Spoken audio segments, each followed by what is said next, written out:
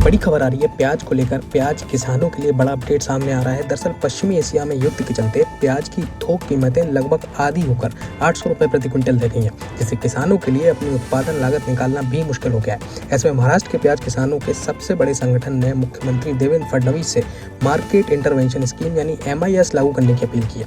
MIS दरअसल केंद्र सरकार की एक ऐसी नीति है जो कीमतों के उत्पादन लागत से नीचे गिरने पर किसानों को मजबूरी में कम दाम पर बेचने से बचाती है।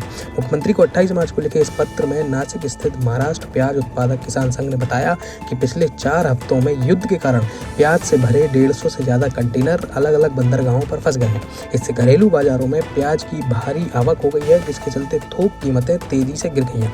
प्याज किसान संघ का कहना है कि फरवरी के आखिरी हफ्ते में यानी युद्ध शुरू होने से पहले प्याज की कीमतें 1500 रुपए प्रति क्विंटल से ऊपर थीं, लेकिन पिछले 3 दिनों में कीमतें गिरकर 800 रुपए प्रति क्विंटल या उससे भी नीचे आ गई हैं।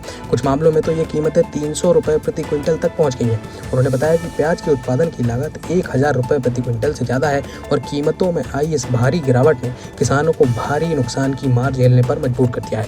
मुख्यमंत्री को लिखे पत्र में कीमतों में आई गिरावट का जिक्र करते हुए यह भी कहा गया कि हालात की गंभीरता और कीमतों में लगभग 50% की गिरावट साफ तौर पर यह दर्शाती है कि बाजार में प्याज की डिस्ट्रेस सेल हो रही है।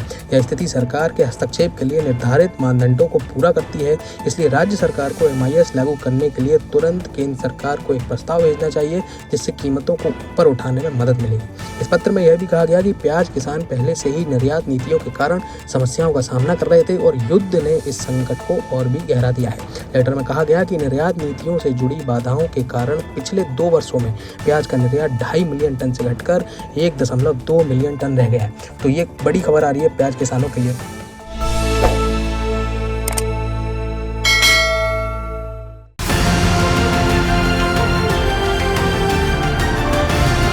किसान तक, किसान तक, किसान तक, किसान तक, किसान तक, किसान तक, किसान तक, खाना है तो उगाना है, खाना है तो उगाना है, किसान तक, खाना है तो उगाना है, किसान तक, खाना है तो उगाना है।